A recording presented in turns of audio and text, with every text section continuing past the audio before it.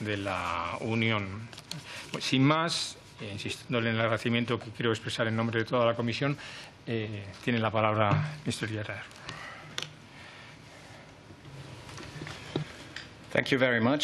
Muchas gracias. En primer lugar, permítanme que me disculpe por hacer mi presentación en inglés, porque mi español está más o menos bien, pero creo que en este contexto es necesario ser lo más preciso posible, porque estamos hablando de un tema aquí muy importante, creo yo. El segundo punto que quisiera mencionar. Quisiera elogiar la labor que están haciendo en esta comisión.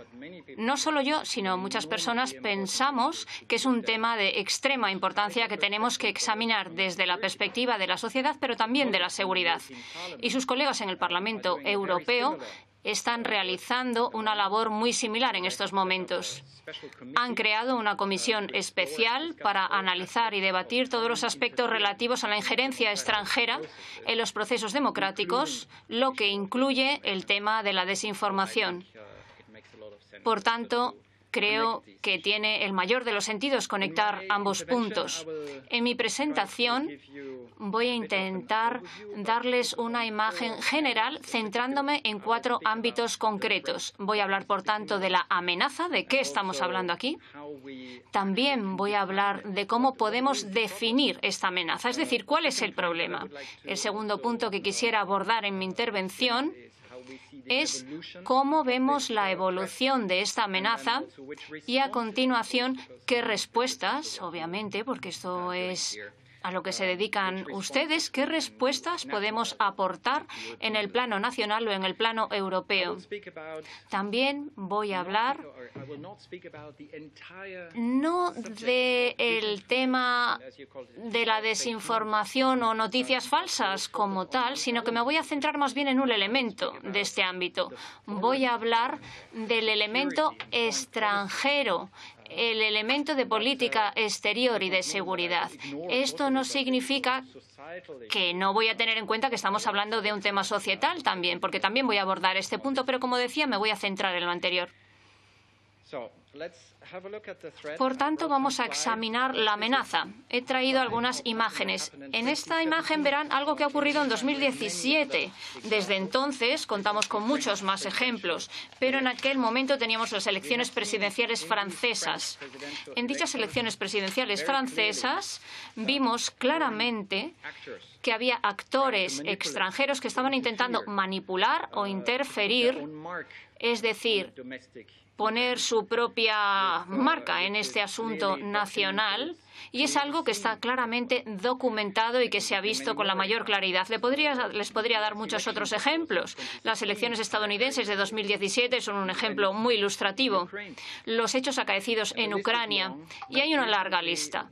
Más recientemente también nos hemos centrado en otro ámbito, que es la situación de crisis producida artificialmente en la frontera entre Bielorrusia y Polonia, y cómo aquí se ha visto acompañada en gran medida por la desinformación y manipulación extranjera. Y también tiene aquí otro ejemplo durante la crisis del COVID y posteriormente con las vacunas. Se ha convertido en un problema que se está abordando claramente y que está siendo objeto de actividades manipulativas.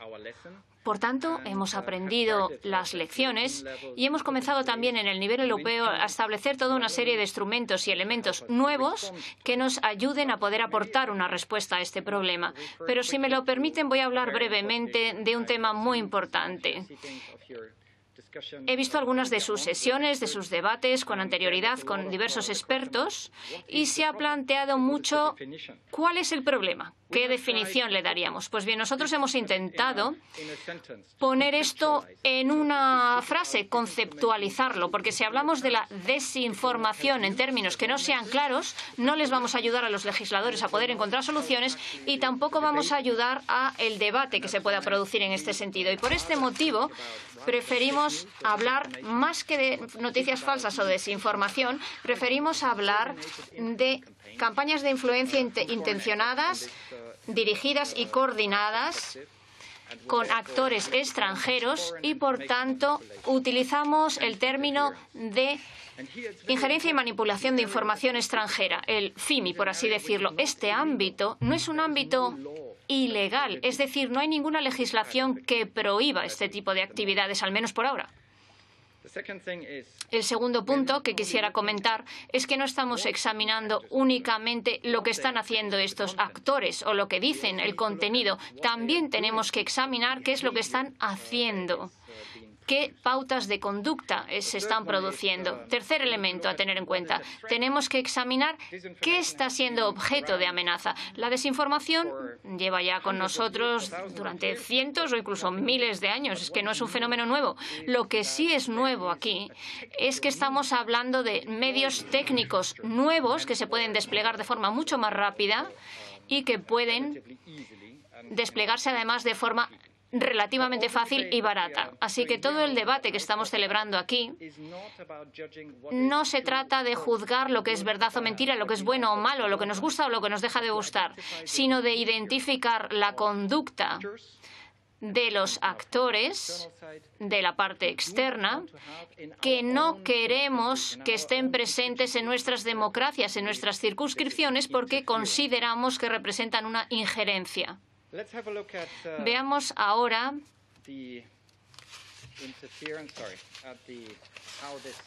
cómo esta amenaza está evolucionando. Y en este sentido, quisiera mencionar dos o tres elementos. No estamos abordando aquí un problema estático, no estamos abordando un problema que hayamos definido hace 5 años y que ahora vamos a buscar la respuesta, sino que estamos hablando de un ámbito sumamente ágil, en constante evolución, con nuevas técnicas que se están empleando, con nuevos instrumentos que surgen. Y si me lo permiten, voy a resaltar un ámbito de gran relevancia para ustedes y para su comisión, es decir, el vínculo existente entre la ciberseguridad y la desinformación, porque este es un ámbito de especial relevancia. No quisiera hablar únicamente de cómo tenemos que entender este fenómeno, sino que también quisiera hablar de lo que está ocurriendo, de hecho. Y un actor del que voy a hablar de forma abierta y franca es Rusia. O, para ser más claros, la desinformación pro-Kremlin. ¿Por qué nos estamos centrando en este actor en concreto, que no es el único? Pues porque está claramente documentado. Contamos con numerosas evidencias.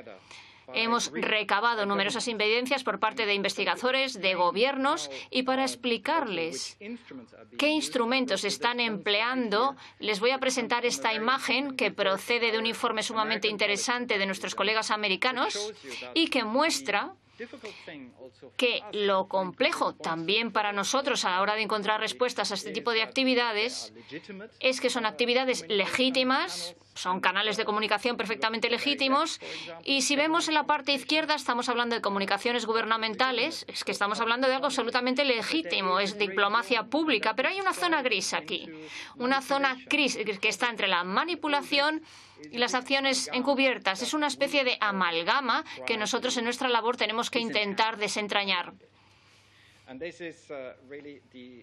Y verdaderamente este es el problema que tenemos a abordar. Es decir, que es una amenaza en constante evolución, en desarrollo, y que hay partes de esta amenaza que son legítimas y hay otras partes que no lo son. Y esto hace que todo el debate resulte extremadamente complejo. Pero la amenaza, como decía anteriormente, evoluciona porque Rusia no está sola. Yo estoy hablando aquí de actores estatales o relacionados con estados concretos. Esto procede de un informe del Instituto de Internet de Oxford, de una muy buena reputación que se publica de forma anual y que habla de manipulación informativa en medios de comunicación social. Podemos hablar de la metodología en este punto, pero lo que a mí me interesa más abordar es que cada vez hay más actores que están recurriendo a este tipo de manipulación y para todo tipo de objetivos o beneficios. Y lo que tenemos que tener en cuenta, y lo que yo les diré a ustedes, que lo que tienen ustedes que tener presente cuando hablen de posibles respuestas, es que hay un creciente desarrollo. Incluso hay quien habla ya de uso industrial de la desinformación en línea o la manipulación en línea. He mencionado ya bastante sobre la amenaza, pero vamos a hablar ahora de lo que podemos hacer al respecto. Habida cuenta de que estamos hablando de un esfuerzo coordinado y con recursos en constante evolución, pues tenemos que pensar también en términos más amplios. Y un mensaje que quisiera transmitirles en este sentido es que no hay una única solución, un instrumento que nos resuelva todo. Tenemos que pensar en términos mucho más amplios, porque se trata de un problema relacionado con la legislación de medios de comunicación, con medios de comunicación sociales, con asuntos digitales, con la educación, con política exterior. Muchas áreas políticas que entran en juego aquí. Hemos intentado en este gráfico que tienen ante ustedes. A lo mejor no pueden leerlo todo porque está muy en pequeño, lo siento, pero voy a hablarles de 4 dimensiones de cómo podemos aportar una respuesta, cómo debemos responder a esto. En primer lugar, la parte amarilla, concienciación de la situación. Si no sabemos qué es lo que está ocurriendo, si no podemos investigarlo, si no sabemos qué es lo que está haciendo cada uno, pues no podemos ofrecer respuestas. Parece obvio, pero es que es muy importante. Invertir más en nuestras capacidades. Es algo que se hace en parte a nivel europeo, lo hacemos en nuestro equipo, pero también con investigadores, con la sociedad civil. Un cierto empoderamiento que tenemos que dar aquí. La parte roja que ven en la gráfica. Una palabra muy popular en Bruselas, la resiliencia. Forjar resiliencia. ¿Qué quiere decir esto? Protegernos a nosotros mismos, proteger a nuestro público ante la eventual influencia de la manipulación y desinformación. Y aquí podría haber muchos ámbitos a tener en cuenta. Simplemente me he limitado a enumerar algunos. Concienciar, alfabetismo en medios de comunicación social, medios de comunicación independientes, dinámicos. Necesitamos apoyar a la sociedad civil, necesitamos trabajar juntos. Hay muchos de estos elementos que nos podrían ayudar a forjar una mayor resiliencia en nuestras sociedades y que desde luego tenemos que tener en cuenta. Y el último punto, casi el último, lo que llamamos actividades disruptivas.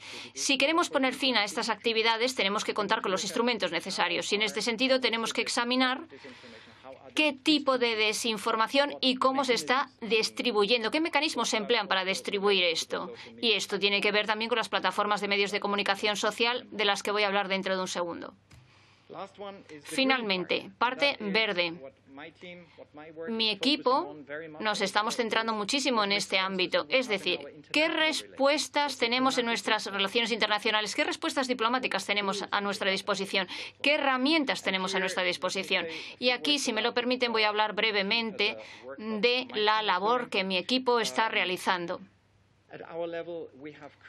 Hemos creado en 2015, hace solo 6 años, equipos, task forces, equipos para abordar este tema, comenzando con una amenaza concreta en nuestra área de vecindad, Rusia, que se está expandiendo, el problema se está haciendo más grande y hemos tenido que examinar también otras zonas de nuestra área de vecindad, invirtiendo cada vez más en cómo podemos conectar lo que está ocurriendo, especialmente en el plano nacional, y contar con una estrategia clara.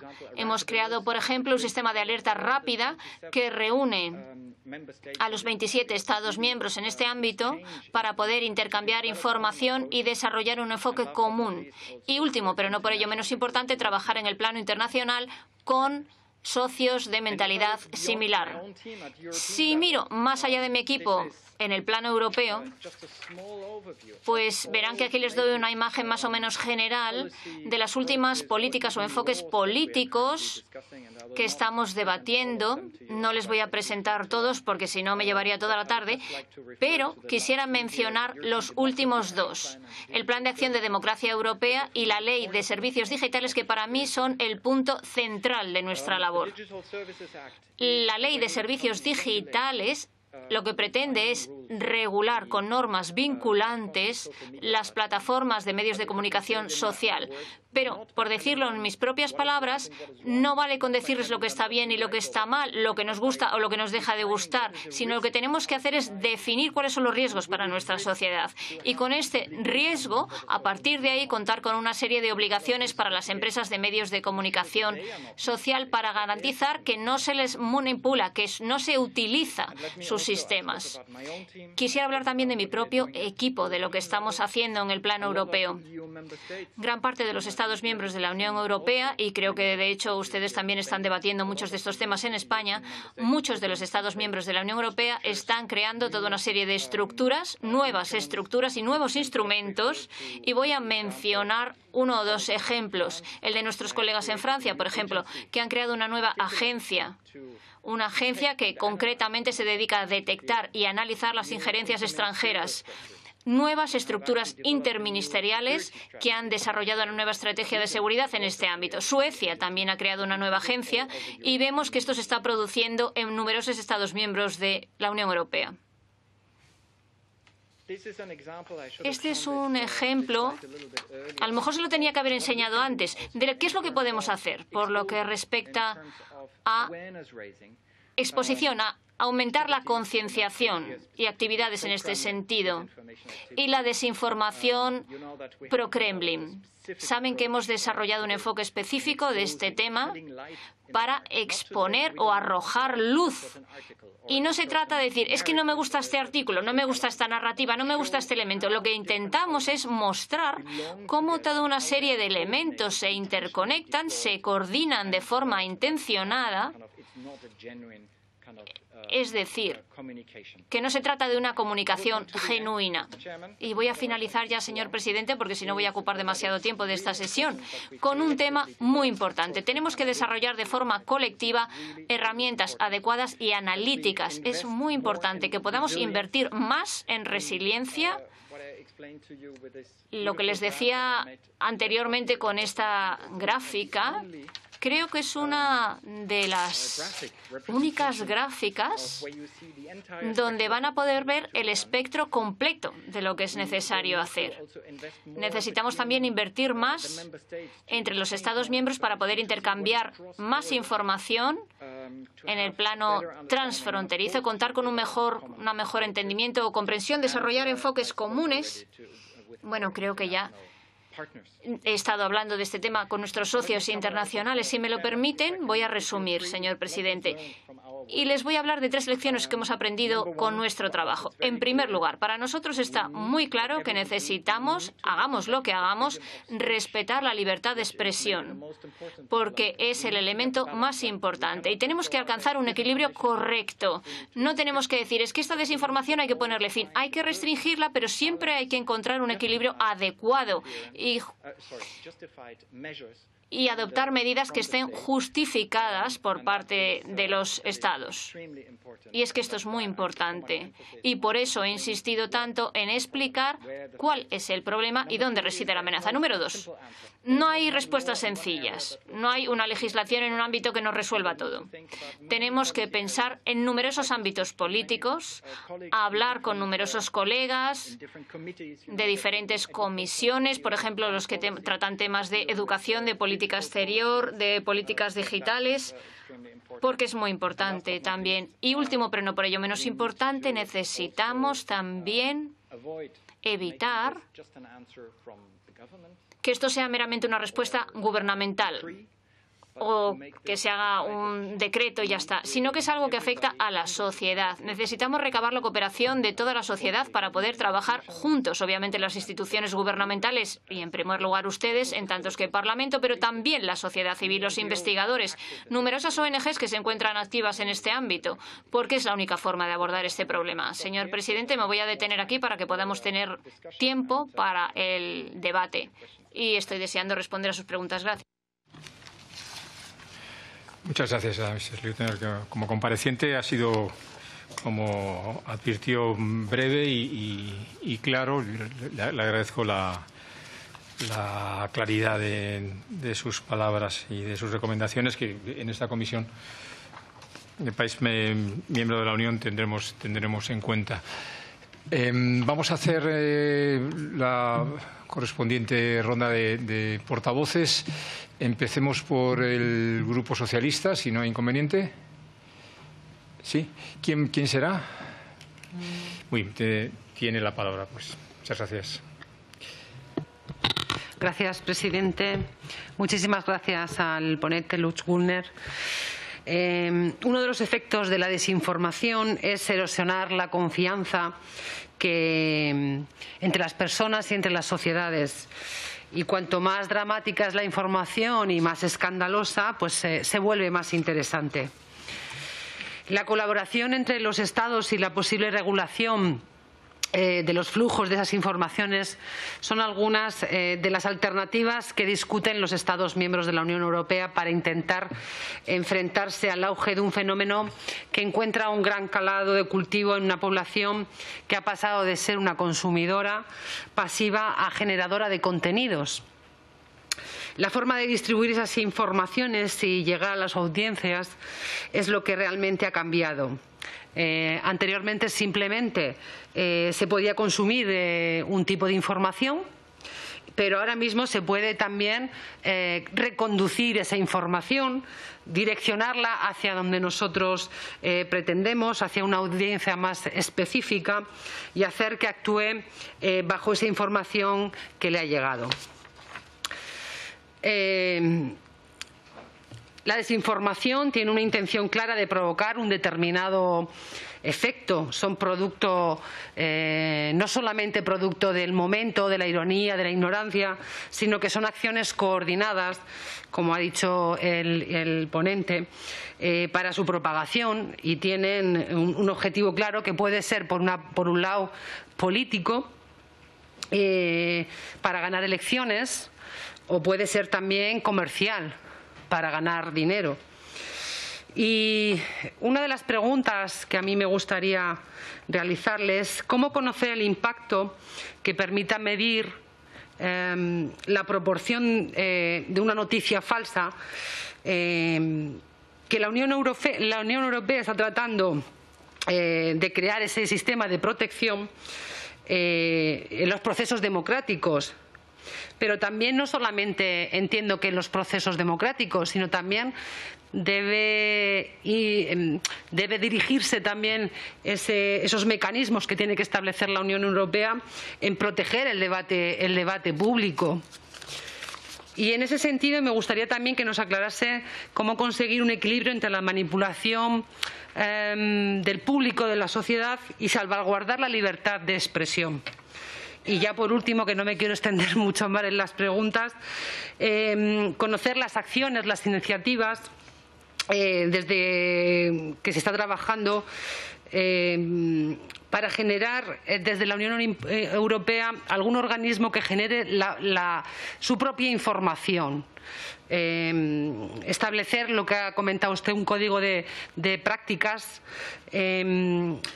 pero que ahora mismo es voluntario, entendido, y que las plataformas deben decidir o aceptar si aceptan ese código, y además deben de trabajar con transparencia. Y bueno, hace poco, ya termino, en una conclusión del Tribunal de Cuentas Europeo, los auditores constataron que es necesaria una mayor coordinación entre los Estados miembros e incrementar su participación, por ejemplo, en el sistema de alerta rápida. Fundamentalmente porque no existe un marco jurídico de la Unión para regular la desinformación, más allá del artículo 11 de la Carta de los Derechos Fundamentales de la Unión Europea, relativo a la libertad de expresión y de información. Muchas gracias.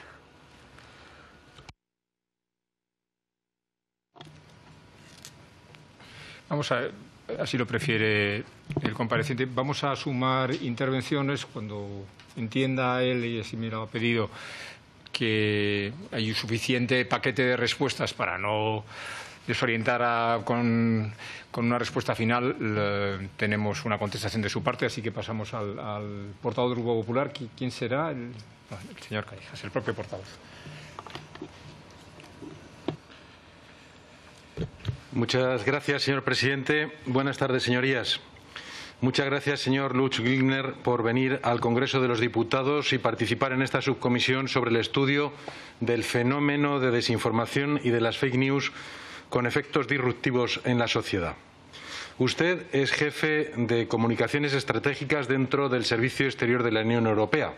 es decir, del servicio diplomático de la Unión Europea. Y su trabajo está centrado en la desinformación, manipulación de información extranjera e interferencias. Una vez escuchada su intervención, creo que la Unión Europea tiene claro que la desinformación tiene un impacto negativo en los sistemas políticos y sociales que rigen la vida de un país y busca protegerse de sus efectos. Me gustaría que respondiera a unas preguntas. ¿Qué herramientas analíticas cree usted que son necesarias para permitir identificar las noticias falsas que vienen de actores internos y o externos? ¿Considera que va en aumento la cooperación internacional para dilucidar las atribuciones de las amenazas híbridas, incluidas también en ellas las campañas de desinformación, que actualmente son muy complicadas de realizar, las atribuciones de esas estrategias híbridas? ¿Cómo ve la relación de la Unión Europea y de los gobiernos de los Estados miembros con las empresas y plataformas digitales? ¿Y qué consejos puede darle a los medios de comunicación y periodistas para protegerse de esa desinformación? También, ya que nos ha contado cuál es su trabajo en la Unión Europea, me gustaría contarle qué se está haciendo aquí en España. Y me quería centrar en la Estrategia de Seguridad Nacional, que es una suerte de libro blanco en el que se exponen líneas de actuación muy generales, prácticamente una declaración de intenciones. La última Estrategia de Seguridad Nacional data de 2017. El anterior jefe de gabinete del presidente del Gobierno anunció en sede parlamentaria que para 2020 habría una actualización. Todavía no se ha realizado y, aunque en prensa hemos visto que hay un borrador de la Estrategia de 2021, aún no la tenemos oficialmente. Esta estrategia incluye por primera vez las campañas de desinformación entre los 16 riesgos más graves para España. Voy a comentarle algunas frases que hemos podido ver en la prensa. España requiere de una capacidad de disuasión creíble y efectiva y una capacidad de defensa autónoma frente a diferentes formas de agresión, desde las estrategias híbridas hasta el conflicto convencional. Pone en el mismo plano este ámbito cognitivo para ejercer influencia con los tradicionales terrestre, marítimo y aéreo. Si nos preguntamos qué pretenden las campañas de desinformación, podríamos responder que generar confusión y socavar la cohesión social, siendo una grave amenaza para los procesos electorales. Este documento constata que, por su potencial peligrosidad, cabe señalar las estrategias de desinformación de actores extranjeros, tanto estatales como no estatales, que desarrollan aparatos de propaganda con la intención de polarizar a la sociedad y minar su confianza en las instituciones. El objetivo de las campañas de desinformación es generar confusión y socavar la cohesión social con la intención de desprestigiar o influir en el objetivo del ataque. No contienen las campañas de desinformación necesariamente noticias falsas, sino muchas veces manipuladas o distorsionadas. Por su peligrosidad, destacan las campañas de desinformación de actores extranjeros para polarizar a la sociedad y minar su confianza en las instituciones. Una vez comentado lo que se está realizando en España, aunque todavía no ha visto la luz, me gustaría preguntarle por algo que ha comentado en su intervención, que es la Comisión de la Eurocámara sobre injerencias en democracia. La Comisión Especial de la Eurocámara sobre injerencias extranjeras en los procesos democráticos en la Unión Europea, incluida la desinformación, inició sus trabajos a finales de septiembre de 2020. Me gustaría saber si aquello que pretendía analizar, como son los intentos de terceros países para influir en los procesos electorales de la Unión Europea a través de injerencias, manipulación o técnicas de desinformación, pues están viendo resultados, y que nos comente cómo va esa comisión que se está realizando en la Eurocámara. También me gustaría conocer su opinión de algo que ha aparecido hoy en la prensa, un artículo del periodista Gonzalo Araluce en Vox Populi. Y es que un grupo de periodistas ha sacado a la luz un informe que alerta de la estrategia híbrida de Marruecos para anexionarse Ceuta y Melilla. El documento redactado por este think tank, Instituto de Seguridad y Cultura, desglosa los movimientos realizados desde el Reino Alagüí con la intención de reforzar su reivindicación territorial.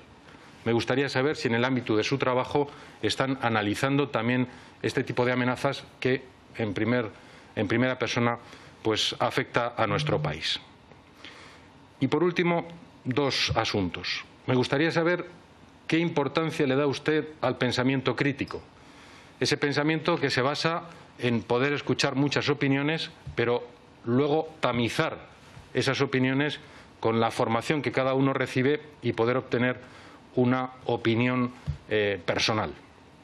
Y finalmente, ha hecho usted mención, porque así lo ha demostrado, de las campañas de desinformación de Rusia. Pero en esta misma subcomisión, uno de los ponentes no solamente puso en duda ese tipo de campañas rusas, y también sembró dudas sobre otro tipo de países que podemos considerar aliados. Me gustaría saber también qué opinión le merece el que países aliados o que consideramos aliados también puedan estar ejercitando algún tipo de campañas de desinformación. Muchas gracias.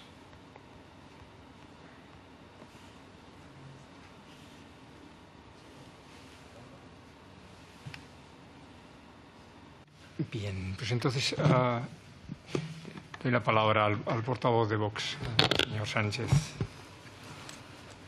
Thank you, Mr. Güllner, for coming to deliver your speech. Muchas gracias, señor Güllner, por venir aquí a comparecer en esta Cámara. Y ahora voy a hablar español. Your Spanish was good. Señor presidente, yo quisiera hacer algunas observaciones a la ponencia del señor Güllner. La primera es la siguiente. Usted ha dicho por 3 veces, a lo largo de su intervención, por 3 veces, lo que a mi juicio denota que usted no está seguro de lo que dice, que no se trata de discernir lo que es bueno o malo en la información, que no se trata tampoco de discernir lo que gusta o lo que no gusta en la información. Ha dicho usted, se trata de identificar comportamientos, y entrecomillado sus palabras traducidas del inglés, que no queremos en nuestras democracias. Me resulta imposible comprender cómo se puede saber lo que no se quiere o lo que se quiere si no se parte de saber lo que gusta o lo que no gusta y no se parte de saber lo que es bueno o malo. Porque entonces llegaremos a la conclusión de que queremos o no queremos en nuestras democracias algo de modo arbitrario, es decir, de modo contrario a la racionalidad. Luego, con el debido respeto, le observo que sus afirmaciones contienen una contradicción, a mi juicio, insuperable. En segundo lugar, usted no ha precisado instrumentos para combatir, desde la Unión Europea, desde los Estados miembros, lo que es la desinformación. No lo ha precisado. Ha hecho alguna referencia al European Democracy Action Plan de 2020, a la Directiva de Servicios Digitales de 2020. Bien, pero no ha precisado en qué consisten esos instrumentos. En nuestro entendimiento, en el entendimiento del Grupo Vox, el único instrumento posible de combate de la desinformación, y en esto coincido con lo que usted ha dicho cuando ha manifestado que no desea que se haga por decreto, es decir, no por decisiones de naturaleza reglamentaria de los gobiernos, interpreto, tiene que ser mediante leyes. No vemos otro modo. No vemos otro modo de arreglo con principios elementales de lo que es un ordenamiento democrático y lo que son los principios de la Unión Europea. Segundo, las atribuciones o competencias para la represión o corrección de la desinformación solamente pueden ser conferidas, en nuestro entendimiento y con arreglo a esos principios básicos que he invocado hace un segundo, solamente pueden ser atribuidas a los jueces, no a los gobiernos. Si se atribuyesen a los gobiernos nacionales o a entidades de la Unión Europea, sería tanto como establecer un régimen de censura, previa o ex post, me da igual, es una censura. Nuestras leyes prohíben expresamente, nuestras leyes de rango constitucional. El artículo 20 de la Constitución española, que usted sin duda conoce, expresamente dispone en su número primero, letra A, que se reconoce y protege el derecho a expresar y difundir libremente los pensamientos, ideas y opiniones mediante la palabra, el escrito o cualquier otro medio de producción. Y en la letra D dice a comunicar o recibir libremente información veraz por cualquier medio de difusión. La ley regulará el derecho a la cláusula de conciencia y al secreto profesional en el ejercicio de esas libertades. Bueno, este último inciso no guarda probablemente relación con el objeto de su ponencia. El primero sí. Y en nuestro ordenamiento hay instrumentos que desarrollan estos derechos en orden a garantizar, por ejemplo, la veracidad de la información. Pues, el ejercicio del derecho de rectificación y la acción correspondiente regulada por una ley orgánica, desarrollo ese artículo 21D, y luego, en general, todas las normas, incluida la Ley de Protección del Derecho al Honor. Solamente los jueces, en cuanto a autoridad que tutela los derechos fundamentales, son competentes. No pueden ser las autoridades gubernativas. Tercero, o cuarto, no recuerdo ya, perdóneme. Nosotros hemos advertido ya y hemos presentado una proposición de ley en esta Cámara, que no se ha debatido todavía. Lo que hemos advertido, por ejemplo, es que hay un defecto de regulación grave en materia de fact-checking. En España se ha podido comprobar que hay agencias privadas de fact-checking que pretenden hacer un fact-checking, es decir, una comprobación de veracidad de las noticias que circulan, que son todas agencias que consideran organizaciones de tendencia vinculadas a grupos de comunicación ideologizados, etcétera. Bueno, con lo cual, claro, usted comprenderá que qué fact-checking es este. Es un fact-checking biased, he dicho en inglés, ideológicamente, ¿no?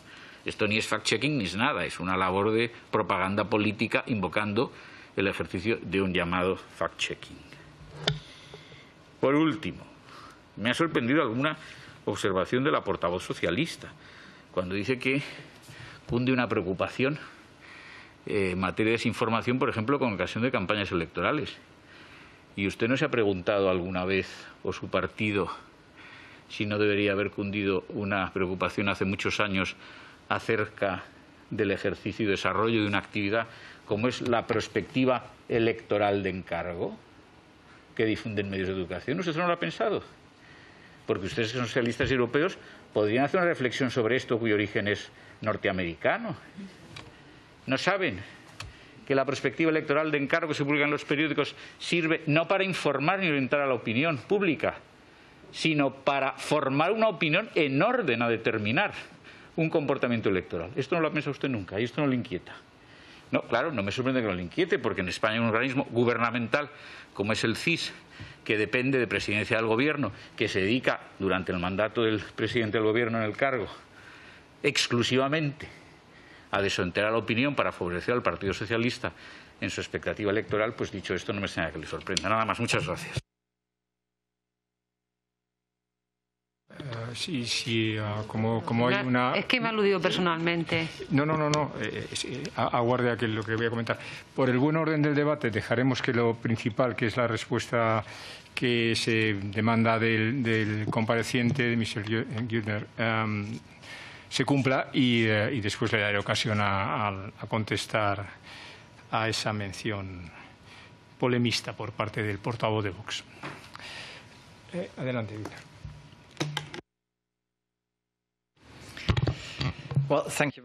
Muchas gracias por sus detalladas preguntas. A ver si puedo responderlas como se merecen.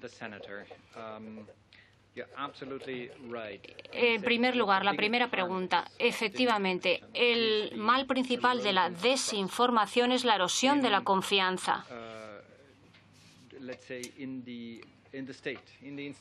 En el Estado, en las instituciones, en nuestros procesos, se pueden tener opiniones diferentes, pero muchas de estas actividades atacan, de hecho, la base, los fundamentos. Y ello es lo que hace que sean tan nocivas. Y lo interesante en este sentido es que muchas de estas manipulaciones desinformativas o actividades en este sentido, estas campañas, no necesariamente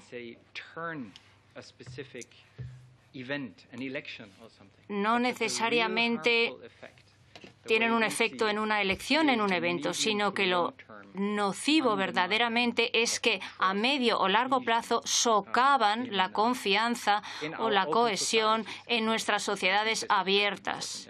Y esto es muy importante. Preguntaba usted la cuestión más compleja.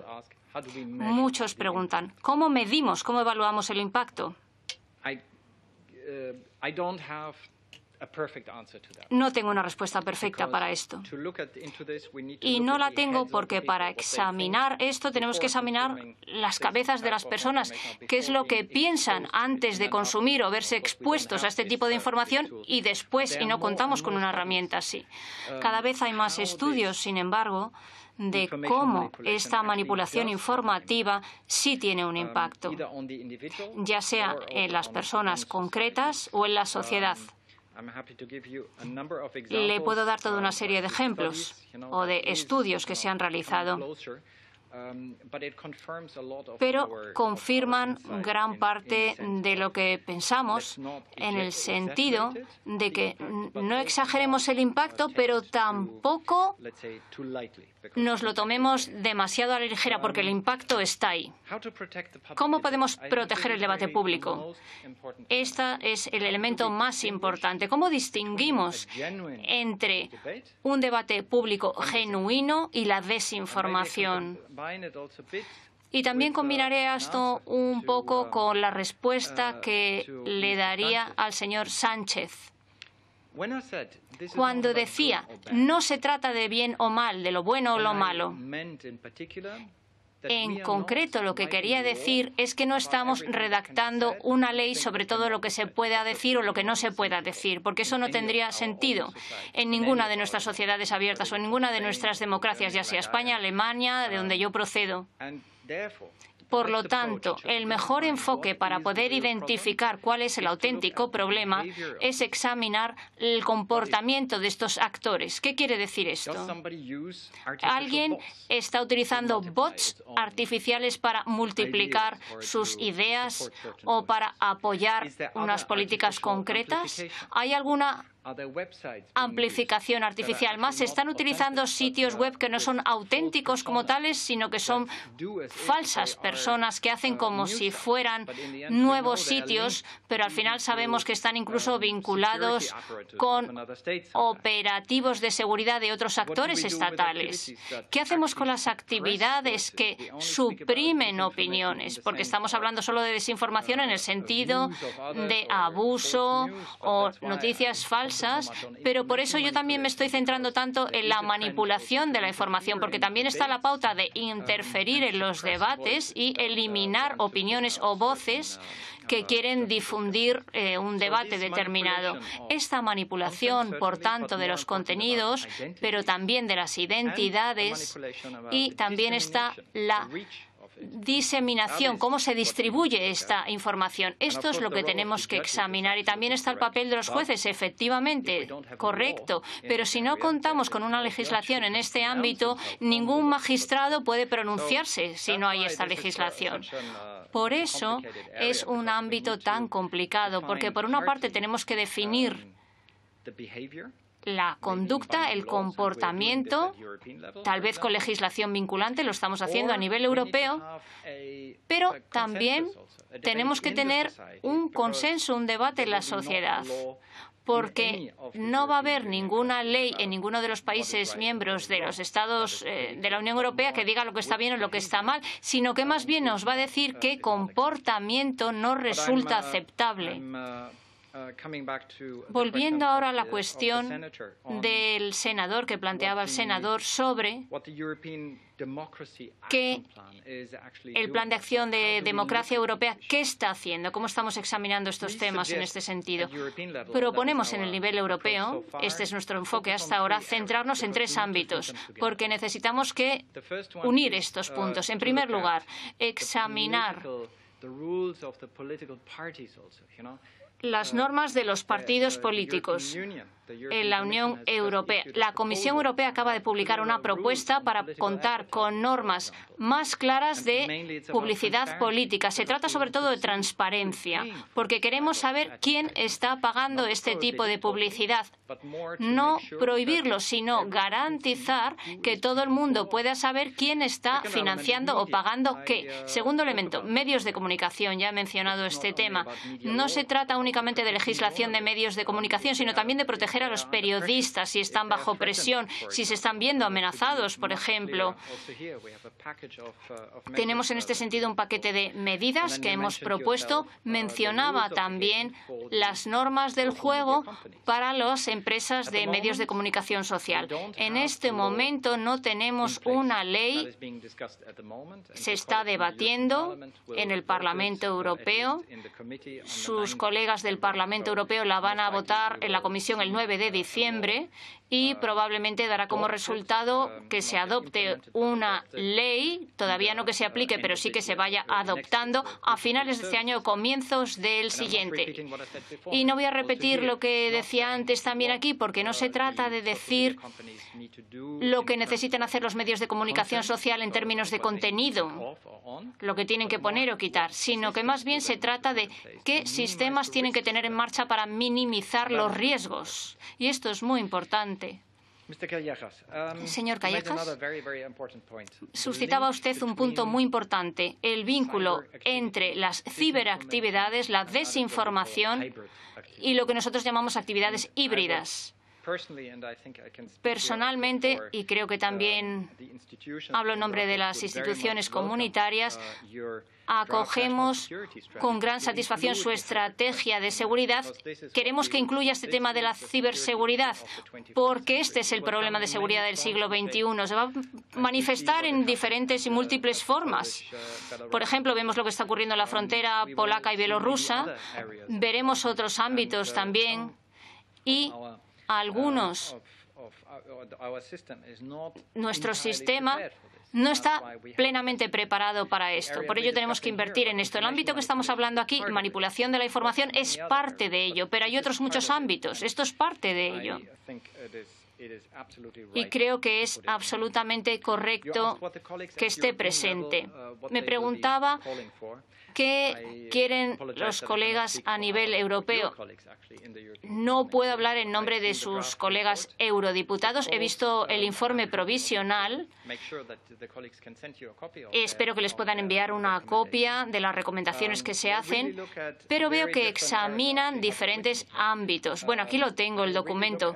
Examinan diferentes ámbitos para invertir más en el nivel europeo. No voy a leerlo entero, pero va desde normas para las plataformas online, para que tengan más medidas de construcción de resiliencia, normas más claras e infraestructuras críticas.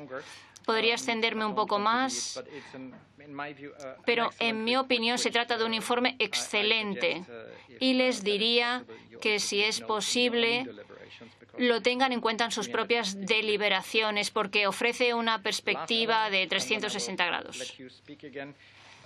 Finalmente, preguntaban por qué actores están aquí. Bien, tal vez este sea un buen momento para decir que tenemos que ser prudentes y no adoptar un enfoque demasiado simplista y decir un Estado bueno, otro malo, este es bueno, este es malo. Les voy a mostrar otra vez esta imagen porque yo creo que es muy importante, y es que vemos que cada vez hay más y que el uso de espacio informativo en términos políticos, a veces por motivos regionales, nacionales o por motivos geopolíticos, es una conclusión muy importante de este estudio. Nosotros, como Unión Europea, deberíamos ser muy claros, estar preparados, contar con instrumentos establecidos para poder garantizar que haya la menor manipulación de la información posible, porque ponerle fin de forma absoluta va a ser extremadamente complejo. Espero haber podido responder a las preguntas que me habían suscitado y si tienen más, por supuesto, aquí estoy. Continuamos. Le pido a la diputada, a la senadora del Partido Socialista, que esperemos justo al final del debate de portavoces. No porque no se pueda hacer, sino simplemente por dar prioridad a la intervención de los grupos. No nos olvidaremos del asunto. Bien, tiene la palabra por el grupo de Podemos, digo yo abreviadamente, ya me perdonará, el señor Cortés. Gracias, señor presidente. Bienvenido, señor Gillner. Es un placer y un honor tenerle aquí especificando cuestiones muy pragmáticas, como usted ha hecho en un breve tiempo. El mayor reto en la lucha contra la desinformación no es solo combatirla, sino definir democráticamente los pasos previos y especialmente medir cómo se transmite la desinformación a través de las fronteras digitales y, lo más importante, qué impacto tiene sobre la sociedad. Al fin y al cabo, ¿destinaría un Estado recursos a contrarrestar un flujo informativo si este no tiene un efecto tangible sobre la sociedad? Y a este particular, ¿cómo medir ese efecto tangible desinformativo o el impacto manipulativo? Otra cuestión es, ¿podrían crearse indicadores unificados de medición en toda la Unión Europea? Uno de los aspectos más complejos a considerar es la importancia del uso de la amplificación artificial con la automatización de bots, que usted mismo ha hecho referencia. Ya sabemos que si un tuit recibe más me gusta o es más veces compartido, tendrá un mayor impacto en la esfera digital. Y esto a veces incluso tiene un efecto de cámara de eco en los medios de comunicación. La pregunta directa es, ¿debería prohibirse el uso de bots en favor de la transparencia y la responsabilidad en el ejercicio de la libertad de expresión y la libertad de opinión? Respecto a la creación del ambiente polarizado y manipulado de la opinión pública, esto es más una cuestión casi filosófica, pero ¿cómo se puede esperar que una sociedad que ya se muestra potencialmente escéptica, desconfiada respecto a su gobierno, acepte democráticamente acciones reforzadas que regulen el flujo de la información? ¿Cuál sería el límite, ¿no? ¿Hasta qué límite podría un Estado permitirse un estado de polarización en la opinión pública antes de tomar medidas? ¿En qué casos podría plantearse una legítima limitación de la exposición a cierta información? Y ahora, entrando más precisamente o concretamente respecto a la Oficina de Comunicaciones Estratégicas que usted dirige, las mediciones que se han hecho, además de ser muy complicadas, han quedado muy limitadas a un grupo selecto de investigadores científicos que trabajan con datos. Sin embargo, no han llegado a datos concluyentes cuando llega la hora precisamente de tomar medidas disruptivas en ese cuadro que usted ha presentado ahí, que dividía en 4 secciones. Y habría otro campo de acción complejo, que es el campo de la diplomacia. Y a este respecto quería destacarle que el uso de sitios web europeos que cuentan con redes sociales que estarían teledirigidas, en este caso pongo el ejemplo de Rusia, y ubicadas en Irlanda del Norte, por ejemplo, para tener cierta influencia en el proceso del Brexit, o como han tenido también influencia en el crecimiento de partidos como Liga Norte. Algunos medios de comunicación, New York Times, recogía que Rusia habría tenido también efecto en otros partidos, en el crecimiento de otros partidos de extrema derecha. ¿Cómo gestionar este conflicto diplomático que ya no es solamente externo, sino que también es interno, al interior de los límites de la Unión Europea? Muchas gracias.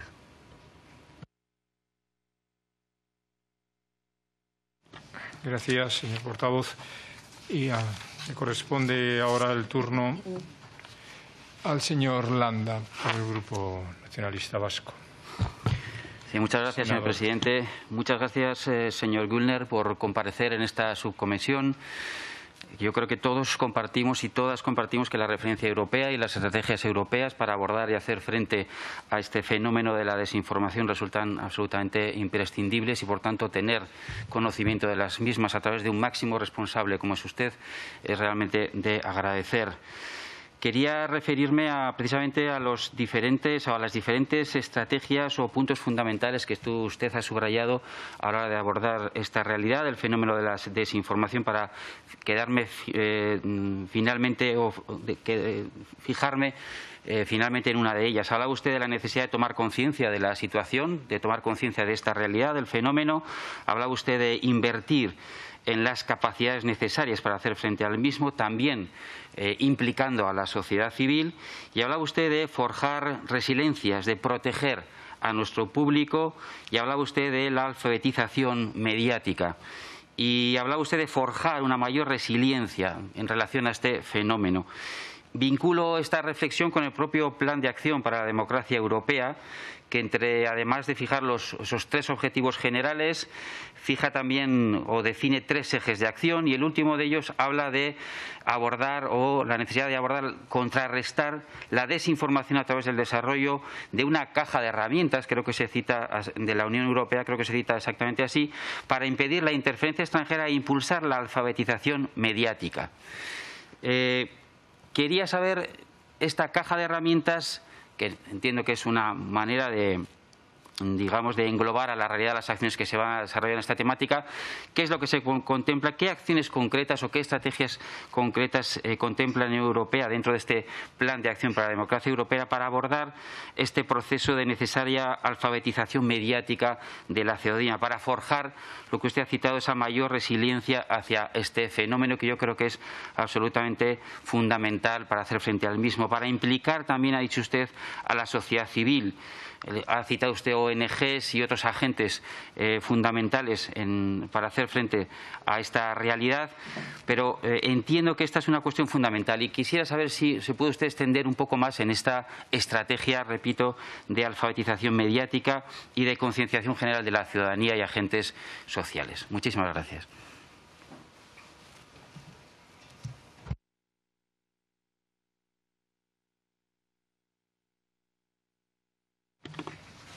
Bueno, muchas gracias. Entiendo que no hay otra petición. Pasamos a la contestación del señor Güllner. Si es que... Absolutely. No, I'm just looking. Por supuesto. Estaba examinando sus más que interesantes preguntas. Señor Cortés. La cuestión del impacto, la respuesta, es una gran pregunta para todos nosotros, porque no podemos regular, no podemos hacer algo cuando no sabemos cómo funciona exactamente. Y esto es algo que no cabe aplicar únicamente a nosotros a nivel europeo o a nuestros colegas en el plano internacional, sino que cabe aplicarlo a todas las investigaciones. Así que incluso si hay un pequeño grado o una investigación ulterior que hay que hacer para poder saber cómo funciona esto, qué técnicas se están empleando, cuanto mejor podamos ajustar nuestra respuesta.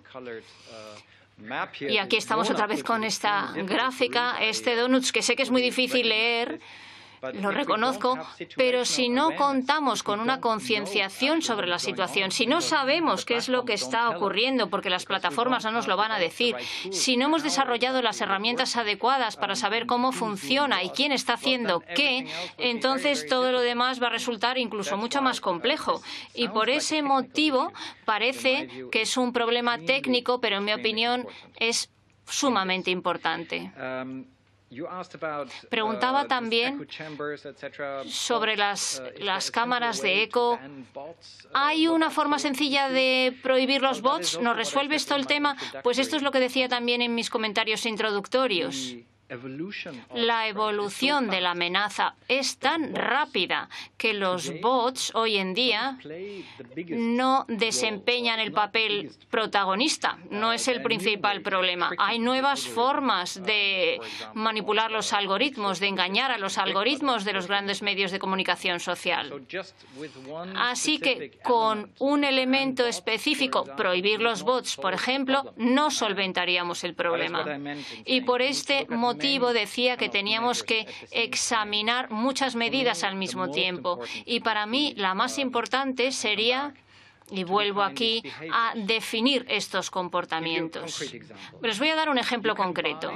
Pueden comprar muy fácilmente, incluso de forma legal, likes para sus tweets, me gustas, likes, no solo en las empresas de comunicación social, sino también en ofertas comerciales que encontrarán, algunas se encuentran en la Darknet, en la red oscura, y ahí pueden comprar 10.000, 15.000, 20.000 likes, me gusta. es la granja de likes, los llama las granjas de likes.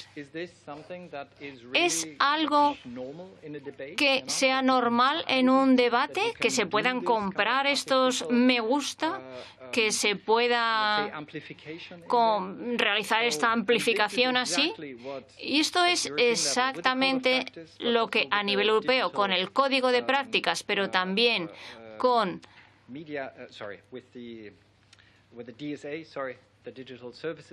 la Ley de Servicios Digitales, lo que estamos abordando este tema. La asunción de responsabilidades, la transparencia. No se trata de prohibir una práctica específica, sino de examinar dónde está el riesgo y qué elementos tienen que adoptar las plataformas.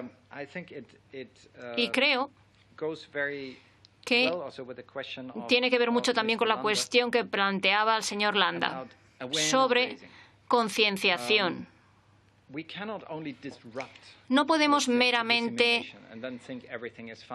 desbaratar la diseminación, la distribución de la información. Construir, forjar resiliencia también es un elemento clave y me gusta compararlo con la protección de los consumidores. Si tenemos un supermercado o un mercado, pues siempre va a haber algunos vendedores que a lo mejor pues le venden algo de peor calidad o algo que no es bueno para su salud, etcétera, pero no son ilegales.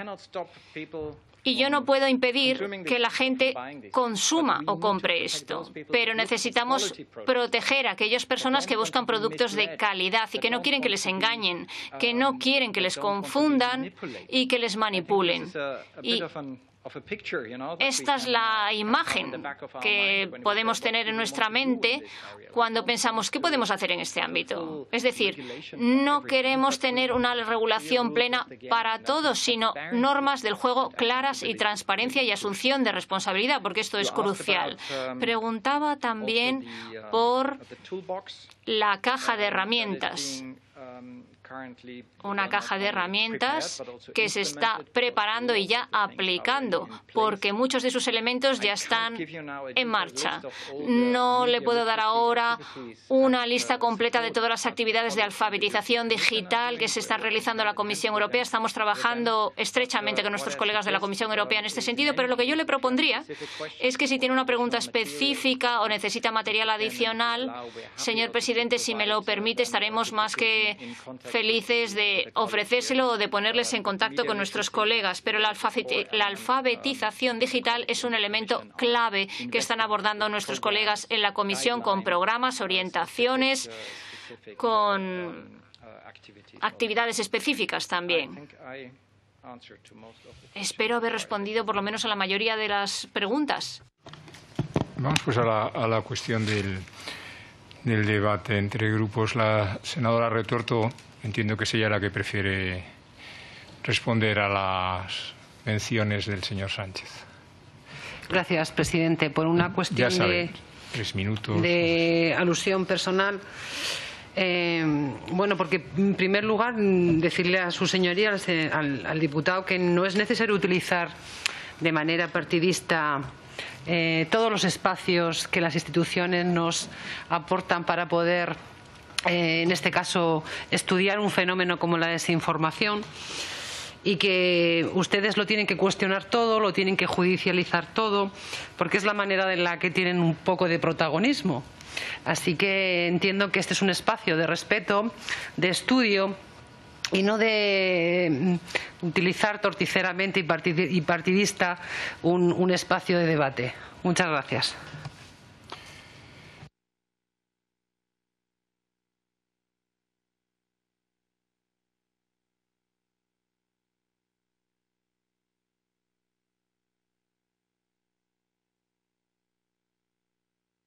Que le quería decir, perdón, esto es una medio broma, pero el senador Landa, que ha tenido la gentileza de atendernos en esta tarde, que lo ha llamado subcomisión, entonces para información del ponente. Digo, no, esto es un defecto muy propio del congresista, pero no del senador. Es ponencia y estamos en pleno de comisión. Luego me lo permita decirlo así. Bien. Perdón, sigo con El micrófono cerrado. Si los portavoces quieren hacer alguna consideración de segundas, lo llamamos aquí, de segundo turno, al compareciente, quien desea hacerlo está en su derecho. ¿Alguien más que el señor Sánchez? ¿No es así? Adelante. Gracias. Bien, entonces, a mí me da confort, dicho en términos también ingleses, que usted tenga claro, como yo he dicho, que es preciso que esta cuestión de ser regulada se regule por ley, en ningún caso por normas reglamentarias. Y también me da tranquilidad y sosiego que usted afirme aquí, en fin, con la solemnidad propia de este acto, que no es la máxima, pero en fin, alguna tiene, que no se va a otorgar ningún, o no, que no hay propósito de otorgar competencias a autoridades que no sean las judiciales.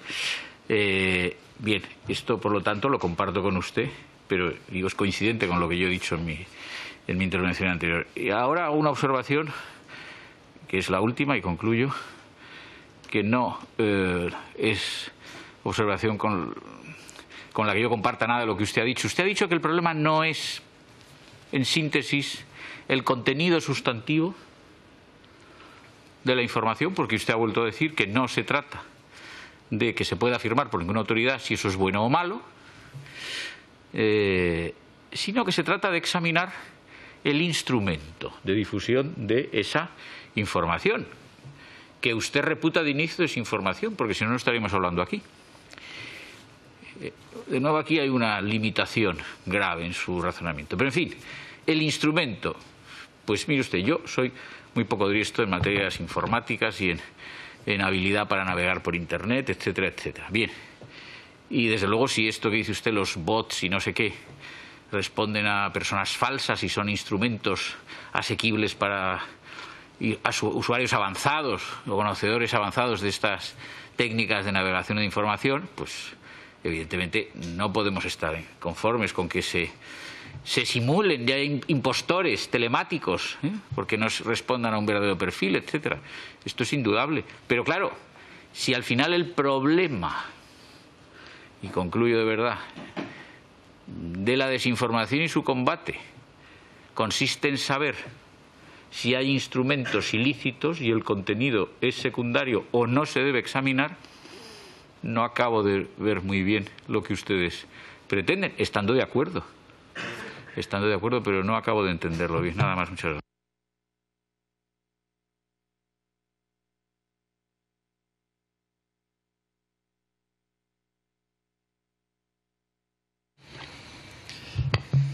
gracias. Muchas gracias. Voy a explicar otra vez lo que quería decir cuando habla de no regular el contenido. Cuando vemos hoy en día la desinformación, los criterios que se empleaban hace 3, 4, 5 años, cuando surgió este problema, se trataba de ver si era verificablemente falso o no. Y yo sería muy prudente a la hora de hacer de este el único elemento para juzgar si estamos hablando de desinformación o no. Véase si es verificadamente falso o no, porque muchas de las campañas que se realizan, y he hablado de algunas, no están necesariamente empleando hechos falsos, sino que están descontextualizando identidades falsas, amplificación de los mensajes o empleando medios que son cuando menos cuestionables. Este es el punto. Pero sí que diría que las manipulaciones, y hemos hablado de manipulación de la información mucho hoy, la manipulación puede ser en estos 3 niveles: contenido, contextualización y las identidades y formas de diseminar esta información. Y necesitamos examinar esto de nuevo, y tal vez lo debería haber dicho al principio. Tampoco creo que todo se pueda regular a nivel europeo, desde luego que no, porque se trata de algo en lo que necesitamos que se impliquen todos los niveles de nuestro sistema político, desde el plano europeo, el nivel europeo, a el nivel más local. Y en cada Estado miembro es diferente, porque tiene estructuras diferentes. Necesitamos examinar cómo está funcionando la legislación sobre medios de comunicación, pero es una competencia en términos generales nacional o incluso regional en algunos Estados. Por eso hablaba de que necesitamos un enfoque que recabe a toda la sociedad.